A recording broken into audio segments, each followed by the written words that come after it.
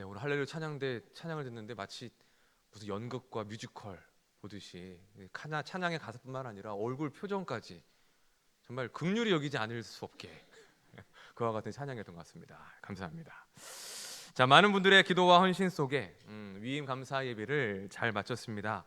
제가 지난주에 메일을 정리를 하다가 담임 목사 지원 메일을 보낸 것을 확인을 했습니다.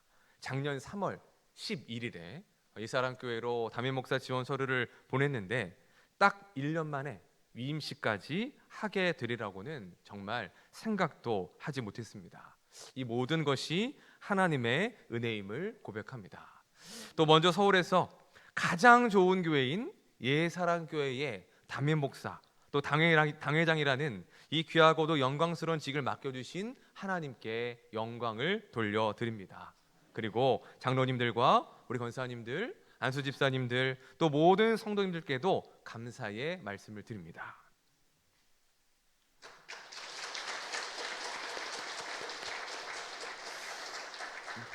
네, 이제는 정말 돌이킬 수 없습니다. 우리 장로님 얘기하신 대로 27년 제가 은퇴할 때까지 그때까지 죽으나 사나 이제 같이 가셔야 됩니다. 예. 그래서 사도 바울의 고백처럼 앞으로 우리 교회가 이제는 앞만 보고 하나님께서 맡겨주신 사명을 따라 나아갈 수 있도록 저도 바울과 같이 삶을 드리겠나라고 고백하는 그 고백으로 달려가도록 하겠습니다. 옆에서 잘 지켜봐 주시고 또 저를 위해서 기도해 주시고 또 저만 그 앞으로 목사님만 가세요라고 하는 게 아니라 어떻게 하셔야 돼요? 저와 함께 있죠. 그 길을 걸어갈 수 있는 우리 예사랑 공동체가 되었으면 좋겠습니다. 우리 옆 사람과 이렇게 인사하겠습니다. 우리 함께 갑시다. 다시 한번 인사하겠습니다. 우리 함께 갑시다. 자, 이 세상의 모든 것들은 시작이 있습니다. 인생이 시작된 날을 뭐라고 할까요? 인생이 시작된 날. 다 있으실 텐데. 그렇죠. 생일이죠. 어떤 물건이 만들어진 날을 제조일이라고 합니다. 그래서 우리가 물건을 사고 특히 먹을 것을 살 때 뭘 봐야 돼요? 유통기한도 중요하지만 제조일도 봐야 되죠. 기업이나 어떤 조직이나 시작된 날을 창립이라고 말합니다. 그리고 그 날을 창립일 또는 창립기념일로 지키기도 하죠. 자, 그러면 교회가 시작된 날을 우리는 어떻게 부를 수 있을까요? 교회의 시작. 교회의 시작은 창립일이라고 말할 수 있습니다. 자, 그런데 여기서 주의할 점은 창립이라는 말, 특별히 교회에 대해서 창립이라는 말을 쓸 때에는 처음 시작된 교회에 대해서만 쓸 수 있습니다. 왜냐하면 처음 시작되라는 의미가 거기에 있기 때문이죠. 그래서 초대교회 이후에 세워진 교회들은 창립이라는 말보다는 설립이라는 말을 쓰는 것이 좋습니다. 왜냐하면 모든 교회는 궁극적으로 하나의 교회이기 때문입니다. 세례문답서에 교회는 몇 개입니까? 라는 질문이 있습니다. 이에 대한 답이 이렇습니다. 제가 읽어드리겠습니다. 그리스도의 몸된 교회는 하나입니다. 그리스도의 몸에 지체된 많은 지교회들이 있습니다. 이렇게 답이 되어 있습니다. 초대교회로부터 이 땅에 존재하는 모든 교회는 몇 개이지요? 하나입니다. 왜요? 예수님을 머리로 하기 때문에. 예수님을 머리로 하는 몸된 지체로 묶여져 있기 때문에 이름은 다르고 각자가 각 공동체의 성향도 다르고 교단도 다를 수 있지만 모든 교회는 예수님을 구주로 믿는 모든 교회는 주 안에서 하나인 것입니다. 그렇기 때문에 창립은 맨 처음 시작된 교회의 시작을 말하는 것이고 각 교회들은 설립이라고 말하는 것입니다. 자, 그렇다면 교회의 창립일은 언제일까요? 교회의 창립일. 오늘 말씀해 보니까 오순절이라고 말하고 있습니다. 성령께서 강림하신 그 오순절이 교회의 시작, 교회의 창립이라고 말할 수 있는 것입니다. 사도행전 2장은 사도행전에서 매우 중요한 장이라고 할 수 있습니다. 그래서 저희가 몇 번에 걸쳐서 이 사도행전 2장의 사건들을 살펴볼 것인데 오늘은 교회의 시작에 대해서 함께 생각해 보도록 하겠습니다. 그게 세 가지의 질문이 있습니다. 첫째, 왜 오순절에 교회가 시작되었는가? 둘째, 왜 성령의 강림을 통해 교회가 시작되었는가? 셋째, 그것이 교회 공동체에 주시는 메시지는 무엇인가? 이 세 가지의 질문을 가지고 오늘의 말씀을 함께 살펴보겠습니다. 자, 먼저 첫 번째 질문입니다. 왜 오순절에 교회가 시작되었을까요? 자, 우리 1절 말씀을 함께 보겠습니다. 시작. 오순절 날이 그들이 다 같이 한 곳에 모였더니. 아멘. 교회의 시작은 언제입니까? 오순절입니다. 자, 그런데 1절에서 우리가 주목할 것이 있는데 이미 이르매라고 말씀하고 있다는 것이죠. 이 표현의 뜻은 가득 찼다라는 것입니다. 즉 계획한 때가 되어 이르렀다, 때가 되었다라는 의미를 담고 있는 것입니다. 이것이 무엇을 말하는 것입니까? 오순절에 교회가 시작된 것은 우연히 일어난 일이 아니라는 것입니다. 이미 하나님께서 교회를 시작하는 날로 오순절이라는 날을 정하셨고 때가 되어 그 일이 이루어졌다라는 것을 우리에게 보여주고 있는 표현이라는 것입니다. 자, 그러면 오순절은 어떠한 날일까요? 오늘 말씀을 잘 이해하기 위해서 우리가 유대인의 명절들을 좀 알아야 됩니다. 근데 문제는 뭐냐? 이게 어렵고 생소하다라는 거죠. 그렇기 때문에 여러분들 제 말씀을 잘 들으시면서 그렇게 따라와 주시면 되겠습니다. 우리가 생각과 마음을 같이 하고 나면 좋겠습니다. 자, 오순절에는 크게 두 가지 차원의 의미가 있습니다. 첫째는 추수, 열매와 관련된 의미입니다. 자, 그림을 띄워주시면 유대인에게는 3대 명절이 있습니다. 뭐가 있죠? 제일 처음에 유월절, 그 다음이요 맥추절, 그 다음에 초막절이 있습니다. 이게 유대인의 3대 절기입니다. 자, 이 세 명절 속에 오순절이 있습니다. 어디에 연결되어 있습니까? 맥추절에 연결되어 있습니다. 맥추절 그 밑으로 칠칠절과 오순절이 함께 나란히 되어져 있죠. 자, 이것이 무엇이냐? 이것이 이름만 다를 뿐이지 결국은 하나의 명절이라는 것을 보여주는 것입니다. 그럼 왜 이름이 다르냐? 각각 의미하는 바가 있기 때문입니다. 자, 먼저 맥추절. 맥추절은 보리 맥자를 씁니다. 한마디로 보리를 추수한다라는 의미입니다. 가나안의 주곡식은 밀입니다. 대한민국의 주곡식은 뭐죠? 쌀입니다. 자, 근데 가나안이나 우리나 똑같은 공통점이 있습니다. 밀, 쌀을 추수하기 이전에 뭘부터 심죠? 보리부터 심는다는 거죠. 주곡식이 나오기 이전에 보리를 심어서 그때가 이를 때까지 우리가 먹을 수 있는 양식을 구하게 되는데 그게 가나안 땅에서도 보리라는 것입니다. 그래서 가장 처음 수확하는 곡식도 보리입니다. 그 보리를 추수하여 감사하는 절기, 모든 곡식 중에 처음 익은 열매인 보리를 드리는 그 감사절이 바로 맥추절인 것입니다. 자, 그런가 하면 칠칠절이라는 이름이 있습니다. 네, 이제 그림을 지어주셔도 됩니다. 이 칠칠절은 유월절과 연관되어져 있습니다. 여러분, 유월절은 어떠한 절기입니까? 유대인에게 가장 중요한 명절입니다. 종되었던 애굽으로부터 하나님께서 이스라엘을 구원해 주신 날, 출애굽을 하게 된 날이 바로 이 유월절이기 때문인 것입니다. 칠칠절은 바로 그 유월절 축제로부터 7째 날인 안식일이 총 7번 지나간 그때라는 의미에서의 절기인 것입니다. 곧 안식일의 7, 그것이 몇 번이요? 7번 반복된다고 해서 칠칠절, 이렇게 이름이 되어져 있는 것이죠. 우리 쉽게 이해를 하려면, 쉽게 외우려면 우리가 어떤 사람들을 볼 때 이렇게 얘기하죠. 밥 먹을 때 흘리면서 먹어요. 바로 나오시네요. 그런데 뭐라 그래요? 칠칠 맞다. 저도 가끔씩 듣는 얘기인데 칠칠 맞다. 그게 언제라고요? 칠칠절, 이렇게 생각하시면 되겠습니다. 자, 그러면 오순절은 어떤 이름일까? 오순이라는 말은 50이라는 뜻입니다. 헬라어로 50이라는 말을 의미하는데 이것 또한 유월절로부터 며칠째 되는 날? 50일째 되는 날을 말하는 것입니다.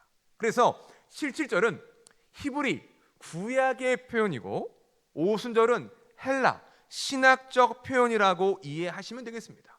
49일, 50일. 그래서 구약에는 칠칠절이 언급되는데 오순절이 없습니다. 반대로 오순절은 신약에만 나타나고 있다는 거죠.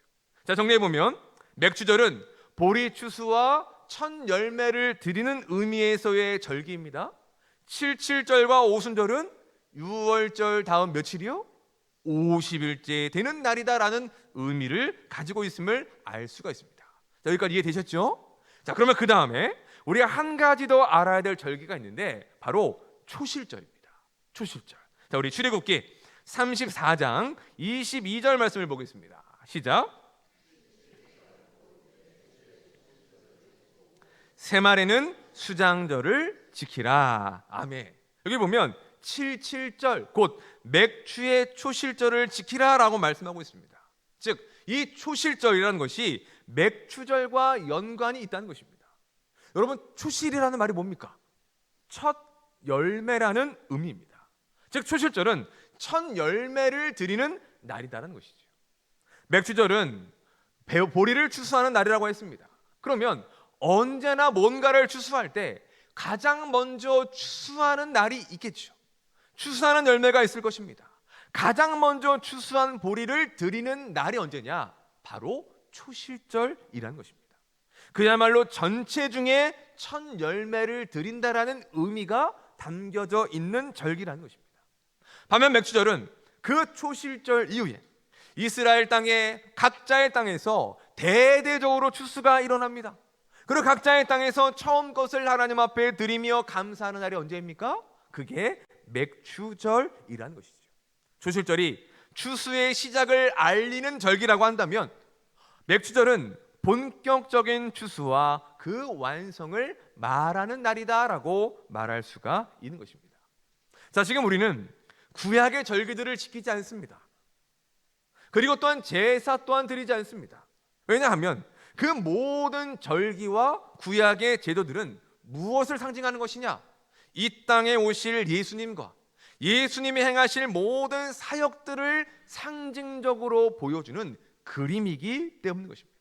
그래서 예수님이 이 땅에 오심으로 모든 일들을 완성하셨습니다. 그렇기 때문에 우리는 더 이상 구약의 절기들이나 제사를 드리지 않아도 되는 것입니다. 그럼에도 불구하고 우리는 그 절기들이 예수님과 어떻게 연결되는지는 알아야 합니다. 자, 먼저 유월절입니다. 유월절은 예수님의 십자가와 대속을 의미하는 것입니다. 애굽에 내려진 10번째 재앙이 이스라엘을 피해가고 구원하게 되는데 이스라엘 백성들이 진문에 무엇을 발라서 그 구원이 이루어집니까? 바로 어린 양의 피입니다. 하나님 말씀하십니다. 유월절 어린 양을 잡아서 그 어린 양의 피를 너희 집 문설주에 발라라. 그러면 재앙이 너희 집을 넘어갈 것이다 라고 말합니다. 넘어갔다고 해서 그것이 유월절이 되는 것이죠. 그 유월절 어린 양, 그 어린 양의 피가 무엇을 상징하는 것입니까? 바로 이 땅에 오신 예수님과 예수님이 십자가에서 흘리시는 그 보혈을 상징하며 예수님의 피가 우리의 구원을 이룬다라는 것을 가르쳐 주는 것입니다. 실제로 예수님께서 십자가에서 죽으신 날이 언제인지 아십니까? 그때가 바로 유대인의 명절이었던 유월절에 예수님이 십자가에 달려 죽으십니다. 유월절 어린 양이신 예수님께서 우리의 죄를 사하시기 위하여 고난당하시고 십자가에서 피 흘리시는 그 사건, 그 명절을 따라 예수님은 구약의 예언을 이루심으로 우리의 모든 죄를 대속하신 것입니다. 바로 이것이 유월절입니다. 자, 다음으로 초실절은 첫 열매를 드리는 날이라고 했습니다. 이 초실절은 무엇을 말하느냐?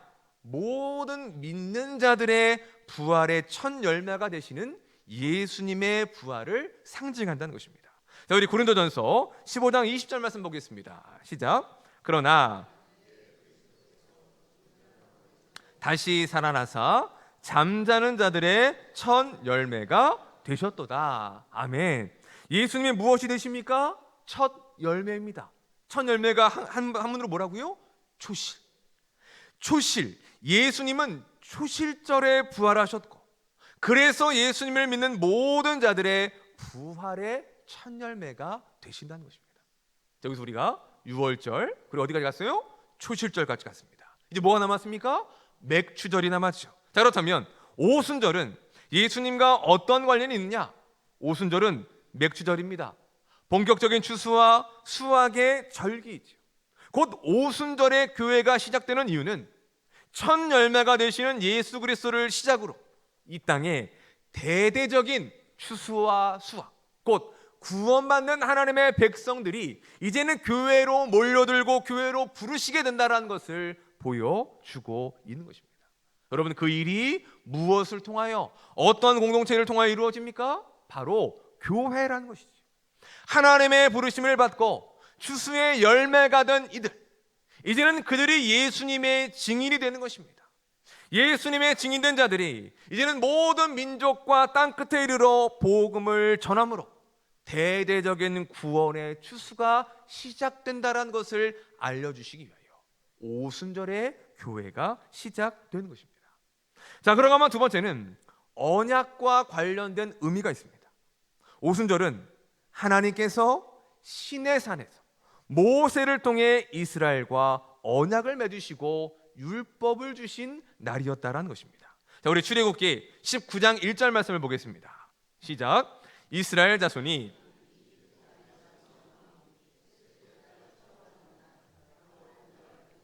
시내 광야에 이르렀다. 아멘. 우리는 지금 새 번역으로 읽었는데, 자, 이스라엘은 출애굽한 이후에 시내산에 이르게 되는데 언제 도착했다고 말하고 있습니까? 셋째 달 초 하루날입니다. 애굽에서 나온 뒤에, 애굽에서 나온 때가 첫째 달이었습니다. 첫째 달 6월절인데 출애굽을 해서 도착한 날이 언제입니까? 셋째 달에 이르게 되었다라는 것이죠. 우리가 보는 개역 개정 성경은 뭐라고 말하냐면 3개월이 지났다라고 하며 마치 그날이 90일째 되는 날로 표현하고 있는데 잘못 번역이 되어져 있습니다. 여기서 말하는 것은 첫째 달에 출발해서 셋째 달에 시내산에 이르렀다라는 것입니다. 근데 그날이 언제라고요?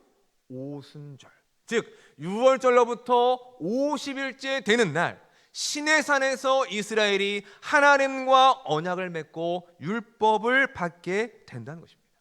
하나님은 이스라엘과 언약을 맺으시죠.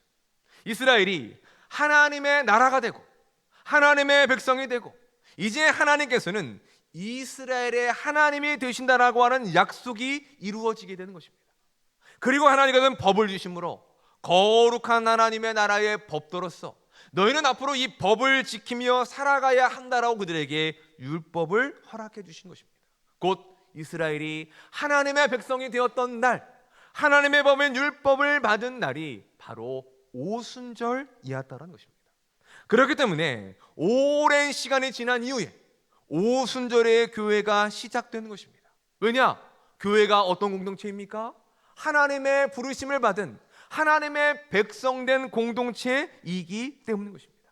즉 오순절에 하나님은 구약에서 시내산의 언약을 통하여 이스라엘을 하나님의 백성으로 삼아 주셨듯이 이제는 신약시대 가운데에 영적 이스라엘, 하나님의 택하신 모든 자들을 하나님의 백성으로 삼으시는 그 일들을 이루신다라는 의미에서 오순절에 교회가 시작되게 되는 것입니다. 그렇게 해서 탄생한 공동체가 바로 교회입니다. 헬라어로 에클레시아, 하나님의 부르심을 받은 사람들이라는 뜻을 가진 것이죠. 지금 이 자리에는 우리 각 사람이 교회이고 그렇게 모인 우리 모두가 교회인 것입니다. 교회는 거룩한 하나님의 백성들의 모임인 것이지요. 자, 두 번째 질문입니다. 그러면 왜 성령의 강림을 통해 교회가 시작되었는가 하는 것입니다. 자, 이에 대해서 존 스토트 목사님은 이렇게 설명합니다. 우리 함께 읽어보겠습니다. 시작. 성령은 진리의 영으로서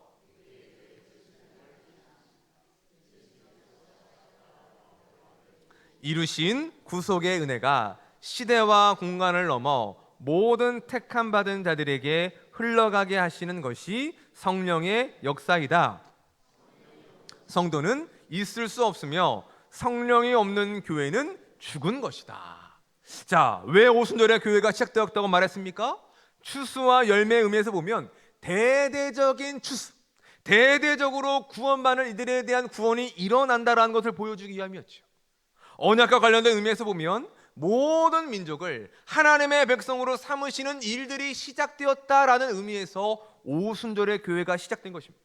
자, 그러면 그 추수와 모든 민족을 하나님의 백성이 되게 하시는 그 일들을 누가 행하시느냐? 바로 성령께서 행하신다는 것입니다. 성령 하나님께서 택하신 자들에게 예수님을 믿는 믿음을 주십니다. 예수님께서 이루어 놓으신 그 죄사함과 구속의 은혜, 무려 2000년 전 머나먼 땅 이스라엘 예루살렘 한가운데서 있었던 그 구원의 일들이 지금 이 땅을 살아가는 모든 이들에게 적용되고 유효하게 이루어질 수 있도록 성령 하나님께서 역사하신다는 것입니다. 그래서 우리 모두가 하나님을 믿는 하나님의 백성이요 하나님의 자녀가 될 수 있는 것이죠. 즉 우리의 구원을 이루는 일, 하나님의 자녀가 되고 백성이 되는 일, 이 땅에서 교회로서 살아가는 일과 예수님의 증인된 삶을 살게 하시는 그 모든 일들을 누가요? 성령 하나님께서, 성령께서 하시는 일이 되기 때문인 것입니다. 그래서 우리의 삶을 이끌어 가시고 우리가 교회로서 살아갈 수 있는 모든 것들을 성령께서 주관하시기 때문에 이 땅 가운데에 성령의 임하심으로 교회가 시작되는 것입니다. 그런 의미에서 성령이 없는 성도는 있을 수 없습니다. 또한 성령이 없는 교회도 존재할 수 없는 것이죠. 내가 아무리 예수를 믿는다 할지라도 성령을 받지 않았다면 그는 성도가 아닙니다. 교회라는 간판을 달고 있고 교회라고 하는 뭔가를 달고 있지만 그 가운데 성령이 계시지 않는다면 그건 교회라고 말할 수 없는 것이죠. 그런 의미에서 오순절 성령 강림 사건을 통해 교회가 시작된 것입니다. 곧 교회는 성령에 의해서 시작되고 성령에 의해서 움직여지는 공동체라는 것을 가르쳐 주신 것입니다. 자, 이제 마지막 세 번째 질문입니다. 이 사실들이 교회에 주시는 메시지는 무엇인가 하는 것입니다. 크게 세 가지가 있습니다. 첫째, 교회는 하나님의 영원한 계획 속에 세워진 공동체라는 것입니다. 여러분, 교회는 우연하게 생겨났습니까? 아니면 하나님의 계획 속에 시작되었습니까? 하나님의 계획 속에 시작되었습니다. 우리가 앞서 살펴본 대로 하나님은 이미 오래전부터 오순절에 성령을 통해 교회를 시작했을 것을 계획하셨다는 것이죠. 여러분 믿으십니까? 바로 그 일들을 통하여서 하나님의 일들이 이루어졌다는 것입니다. 말씀을 준비하면서 제 스스로도 좀 어려웠습니다.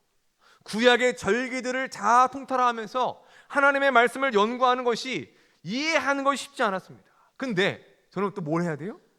이해를 하고 여러분들에게 이해할 수 있도록 쉽게 설명해야 되면서 일주일 동안 끙끙대며 알았습니다. 물론 지금도 여러분들의 그것이 잘 전달될지는 모르겠지만 그러면서 한 가지 경이로움을 느끼게 되었습니다. 그것은 무엇이냐? 하나님의 계획과 하나님의 일하심이 이렇게 완벽할 수 있는가라는 것을 깨닫게 되었다는 것입니다. 때로 우리는 성경을 볼 때 구약과 신약 그리고 각 권들의 성경을 볼 때 따로따로 보는 성향들이 있습니다. 그런데 성경 말씀이 그렇지 않다는 거예요. 서로가 연결되어져 있고 서로의 말씀들이 서로를 해석할 수 있도록 서로가 통일되어져 있다는 것입니다. 구약의 모든 것이 예수님과 연결되어 있고 구약의 모든 제도와 절기를 예수님의 사역을 통해서 성취되었다라는 것, 그것이 놀라운 점입니다. 더 놀라운 것은 무엇이냐? 그 모든 일들이 이미 계획되어 있다는 것과 때가 되어 그것을 이루셨다라는 것이 굉장히 놀라운 일이라는 것이죠. 그래서 하나님은 어떤 분이십니까? 전능하신 하나님이신 것입니다. 전능하신 하나님께서 그 모든 계획을 세우셨고 그 모든 때에 따라서 하나님의 일들을 완전하고도 완벽하게 이루어 가시기 때문인 것입니다. 교회는 하나님의 영원한 계획 속에서 때가 차서 시작되었습니다. 그것은 교회뿐만이 아닙니다. 이 자리에 있는 우리 모든 성도들의 삶도 그렇다는 것이죠. 왜냐하면 우리가 부르심을 받은 교회라는 것입니다. 그 말은 하나님은 우리가 모인 교회 공동체를 향한 계획도 있으시지만 교회된 우리 한 사람 한 사람을 향한 하나님의 뜻과 계획이 있다라는 것을 보여주는 것입니다. 어떤 이들은 세상을 살면서 많은 절망과 실망을 하기도 합니다. 자신의 삶이 너무나 보잘것없다라고 생각할 때도 있습니다. 여러분, 때때로 우리가 살면서 그런 것들을 느낄 때가 있지 않습니까? 우리가 학창 시절 또한 젊은 시절에 얼마나 많은 꿈을 꿉니까? 내가 나중에 이것도 해야지 저것도 해야지 원대한 꿈을 꾸고 그 일들을 위하여 내 삶과 내 모든 시간을 드립니다. 그런데 여러분, 인생이 여러분 마음먹은 것처럼 잘 됩니까? 안 됩니까? 안 돼요. 내 자식도 내 마음대로 안 됩니다. 내 남편도 내 마음대로 안 됩니다. 내 부인도 내 마음대로 안 됩니다. 근데 내 인생도 내 마음대로 안 됩니다. 어떻게 하면 그렇게 막히고 어떻게 하면 그렇게 여러 가지 일들이 생기는지 우리는 인생이 참 어렵다라는 것을 느끼게 된다는 거죠. 때때로 우리는 세상의 사람들이 왜 그렇게 소주를 먹나라는 것도 이해할 수 있습니다. 여러분, 소주를 먹을 때 어떻게 하죠? 하면 안 되죠. 지금 여러분들이 제가 보여드리면 한 잔을 딱 먹어요. 그러면 뭐라 합니까? 그러면서 뭐라 그래요? 달다라고 합니다. 여러분, 소주 드셔보는지 모르겠지만 먹어봤거든요. 제가 써요. 안 달아요. 씁니다. 근데 쓴데 뭐라 그래요? 달다 그래요. 왠지 아십니까? 언제 술을 찾아요? 인생의 어려움과 인생의 쓴맛을 느낄 때 술을 찾는다는 거죠. 그것보다 차라리 술이 달달한 의미에서 그런 말을 하는 것입니다. 그만큼 우리의 인생이라는 것이 어렵고 힘들고 때로는 내가 이 세상을 살아가는 이유가 뭔가, 내 인생은 먼지와 흙과 같은 것이 아닌가라고 생각될 때도 있다는 것입니다. 마가의 다락방에 모였던 120명의 성도들도 그런 인생이었습니다. 우리와 다를 것이 없습니다. 세상에 인정해 줄 만한, 자랑할 만한, 드러낼 만한 것이 하나도 없습니다. 그런데 하나님께서 그들을 어떻게 하십니까? 그러한 이들을 택하시고 부르십니다. 세상에 잘난 사람 많고 잘 나가고 똑똑한 사람들 수없이 많이 있지만 아무것도 자랑할 만한 것이 없는 사람들, 그들을 사도로 부르시고 성도로 부르시고 교회로 불러주셔서 하나님 나라의 놀라운 일들을 행할 수 있는 하나님의 일꾼으로 삼아 주신다는 것입니다. 그것이 바로 그들에 대한 하나님의 계획이었던 것입니다. 그 일들이 또한 우리를 향한 하나님의 계획과 뜻이 있고, 하나님은 지금도 우리를 향하여 그 뜻대로 우리의 삶을 이끌어 가신다는 것이죠. 여러분은 여러분 자신이 예수를 믿을 줄 아셨습니까? 여러분이 예사랑교회 성도가 될 줄 10년 전, 20년 전, 30년 전 아셨습니까? 저는 몰랐습니다. 어려서부터 교회를 다녔지만 제가 목사가 될 것이라고 생각 못했습니다. 게다가 예사랑교회 담임 목사가 되리라고는 1년 전까지만 해도 제 머릿속에, 제 계획 속에 상상도 못한 일이었다는 것입니다. 그런데 지금 우리가 함께 묶여 있습니다. 함께 만나서 예배를 드리고 있습니다. 이 모든 것들이 무엇입니까? 하나님의 계획과 하나님의 뜻 가운데 하나님의 그 모든 일들을 신실하게 이루어가고 계신다는 것을 보여주고 있는 것입니다. 하나님은 저와 여러분을 향한 계획을 쓰시고 지금도 그 계획을 따라 우리를 인도하고 계신다는 것을 보여주고 있는 것이죠. 우리는 하나님을 믿습니다. 그 말은 하나님께서 우리를 향하신 계획이 있다는 것을 믿는 것입니다. 설사 지금의 내 상황과 내 환경과 내가 처한 그 모든 일들이 어려움에 있고 되는 일이 하나도 없어 보이는 것처럼 보여질지라도 하나님은 우리를 향한 그 계획과 뜻을 이루시기 위하여 지금도 우리의 삶을 신실하게 이끌어 가신다는 것이죠. 그렇기 때문에 우리는 우리를 향한 하나님의 계획이 있다라는 것, 우리 교회 공동체를 향한 하나님의 계획이 있다라는 것을 믿어야 하는 것입니다. 사랑하는 여러분, 이 하나님의 계획과 뜻을 믿고 신뢰하며 우리의 삶을 내어 맡길 수 있는 주의 종들이 되시기를 주님의 이름으로 축원합니다. 자, 두 번째는 교회는 추수하는 공동체라는 것입니다. 하나님께서 우리를 교회로 부르신 목적이 무엇입니까? 먼저는 우리의 구원입니다. 그런 의미에서 우리는 먼저 예수님을 믿게 된 추수된 알곡들이라고 할 수 있습니다. 그런데 그것이 끝이 아닙니다. 이제는 우리를 통한 구원이 이루어져야 하는 것이죠. 우리 누가복음 10장 2절 말씀 보겠습니다. 시작. 이르시되 추수할 것은 많되 그러므로 추수하는 주인에게 청하여 추수할 일꾼들을 보내 주소서 하라. 예수님 뭐라 말씀하십니까? 추수할 것은 많은데 일꾼이 적다라고 하시며 주인 되시는 하나님께 요청하라고 말씀하십니다. 근데 그 요청이 교회를 통해서 이루어지는 것입니다. 지금 우리가 누가복음을 묵상하고 있는데 12명의 제자들을 통하여 파송하시며 복음을 전하게 하십니다. 그 다음에는 70명의 제자들을 보내십니다. 그 다음 몇 명입니까? 사도행전에서 마가의 다락방에 모였던 120명의 성도들입니다.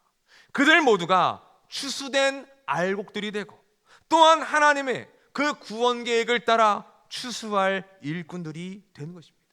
그들을 통해 복음이 전해지고 다양하게 흩어진 이들을 통하여 온 세계와 열방 가운데에 복음이 전해지게 된 것이죠.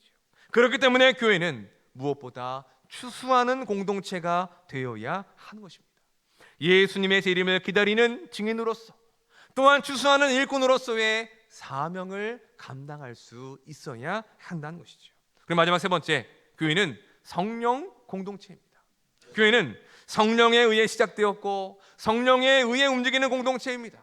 그 말은 교회의 생명력과 교회의 능력이 성령이라는 것을 가르쳐 주는 것입니다. 그래서 능력 있는 교회, 생명력 있는 교회의 특징은 무엇이냐? 따라와 보겠습니다. 성령 충만한 교회. 어떤 교회가 살아있는 교회라고요? 성령으로 충만한 교회인 것입니다. 자, 그러면 성령으로 충만한 교회의 특징이 뭔지 아십니까?